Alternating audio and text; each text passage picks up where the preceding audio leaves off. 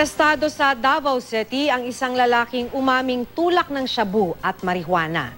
Nakuha sa kanya ang 120,000 pisong halaga ng iligal na droga. Makibalita tayo kay Jan Bautista ng GMA Davao.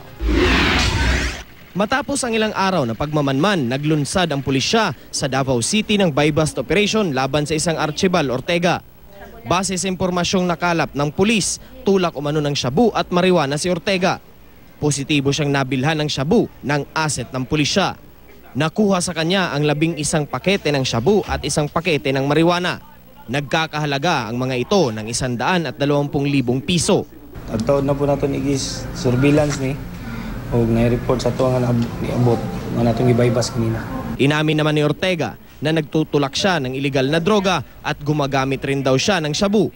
Mahigit 1 buwan na raw siya sa iligal na gawain. Maganda na ngayon ito kayo, tayo nagbalik. Iniahanda na ang kasong isasampa laban sa sospek.